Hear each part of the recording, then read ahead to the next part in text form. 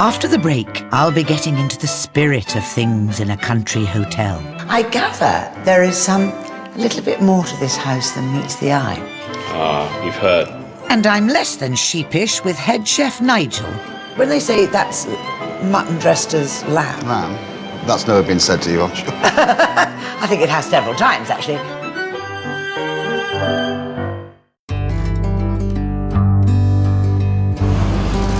Welcome back to my tasty travels with me, Lynda Bellingham. Today I'm in West Wales, near the lovely town of Aberystwyth, where I've been given a challenge to make a classic Welsh dish that will feed a horde of hungry horsemen and women.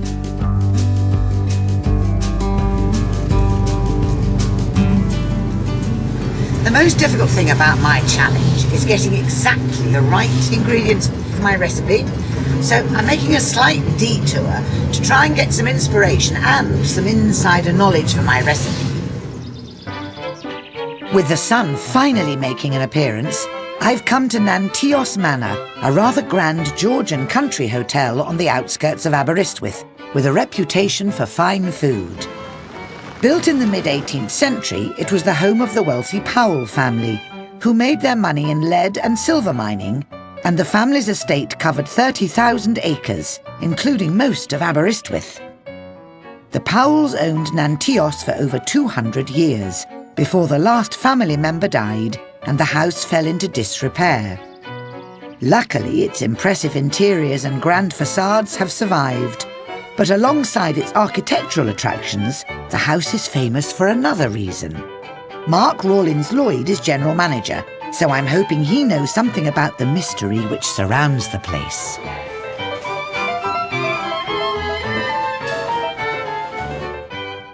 Hello, Mark. Righto, Lynda. Lovely. Welcome to the mansion. It's beautiful. Thank you very much.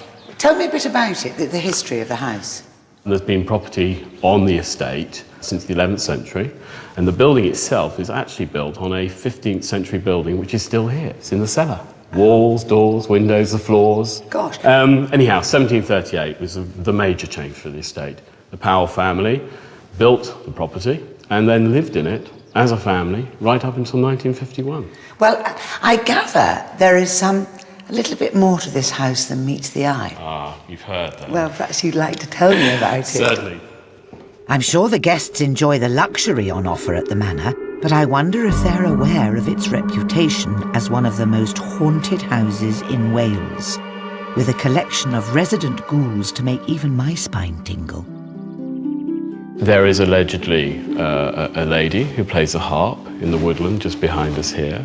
There is a woodsman chopping with his axe in... The way you do. You do. Nothing like I like a bit of a woodman. There's been tales of carriages coming past the front door, and the sound, not actually seen, but the sound. And of course there's a grey lady. Now she's probably our most famous resident, who, for whatever reason, decided to hide her jewels from her husband, and then subsequently died, and is particularly upset about the fact that she can't find her jewels. And she will appear at the top of the stairs, crying. Really? Mm-hmm. Nobody's found the jewels. I can assure you, after 4 years of digging through this property, we have looked. Shame. One other as well. There is the little girl. Little girl? Yes. Where's the little girl? She's in the kitchen. I don't know about haunted kitchens, but I suppose this is the perfect opportunity for me to meet Nanteos' head chef, Nigel Jones. And as I'm feeling rather peckish, perhaps he's just the man to exorcise my hunger. Mark's just told me something about a girl in the kitchen. You've heard. We have had a couple of sightings or glimpses of a young girl who's run past and said, "Hello, cook," but we can't find her. Really? Yeah.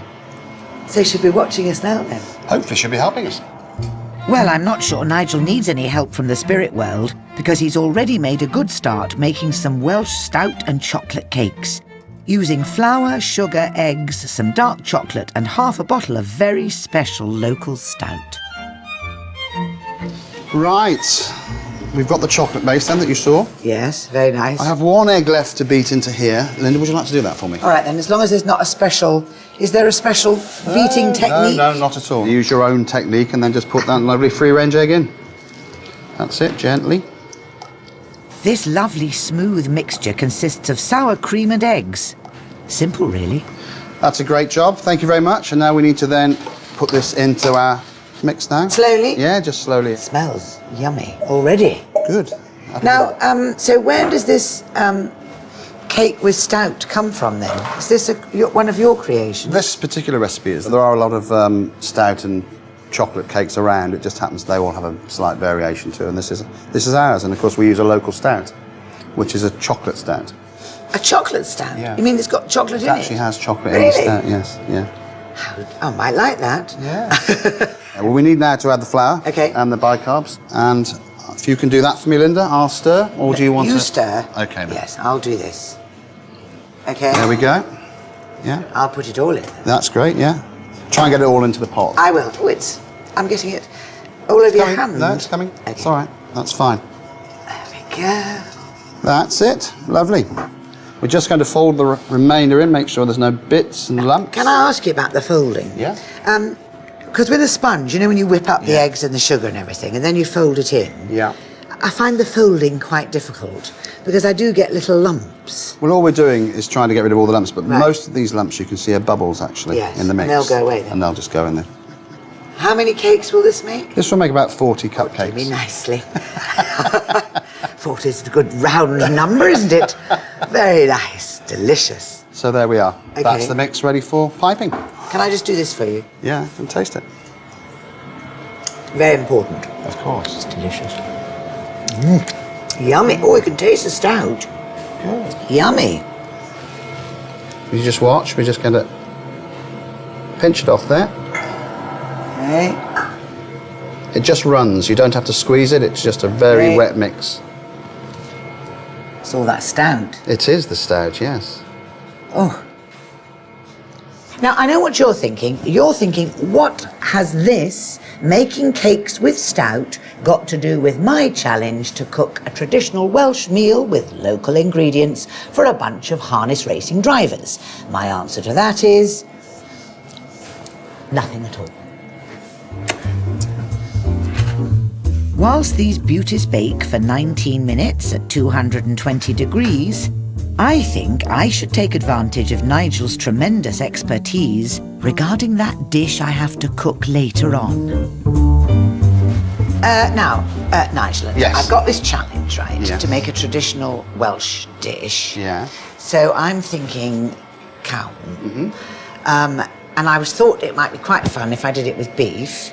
So is that not a good idea? Well, traditionally you could do it with anything, but I would be shot around here for doing it with beef. It would be lamb or mutton, really, generally. So maybe I should do lamb then.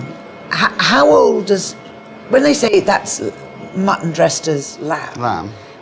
Infers. That's never been said to you, I'm sure. I think it has several times actually. But so how old is a sheep to be mutton then?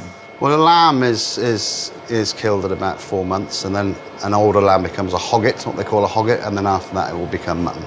So 12 months and over, really. And what other main ingredients am I going to need? Well, you're going to need leeks, but of course they're out of season in this area now, so you would have to get those from away. So instead of I leeks, can't do that then, because it's got to be local produce, you see. onions, Okay. spring onions, perhaps. Spring onions more Yeah. lighter, aren't they? Well, they give it a good colour Yeah. and a good flavour. Because the green bits. Yeah. I use the green bits. Onions you'll get in season locally. You do need some roots in there, Yeah. so swede and potato. Potatoes. And I'll serve it though, presumably like a soup Exactly with the crusty same. bread and. And Caerphilly cheese. I didn't mention that before. Yes, it's Caerphilly traditionally cheese. sold with cheese and bread, yes. And where does the cheese go? You can either sit the cheese in it in a block or just as on the side, a piece on the side. Oh, really? It sounds rather nice. It's very nice, actually. All right, I've just got to make a decision about beef or lamb. Maybe I don't want to That'll get be your chased out of decision town, and do not I? mine, yes. Well, I'll go and find a butcher then. Good idea. Thank you. Thank you. Well, Nigel's certainly given me food for thought, but it's now time to test those chocolate stout cakes. The moment has arrived. Oh, yes. Oh, perfect. Would you like to have a go, Lynda? I don't think so, Nigel. I think I'd rather eat one. Okay. Can I taste? I can't wait any longer. Oh, I say. It's very moist.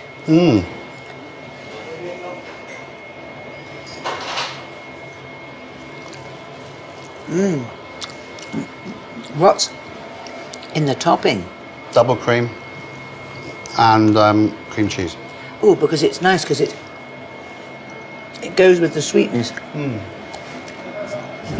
Oh, very difficult, this job, you know. I'm sure. This is not what you call exactly a tradition, is it? No. But on the other hand, we could kind of start a tradition. I quite fancy creating a new tradition. Good idea. Yes, I think this could be very nice. Just to seal this tradition, do me another one. Okay.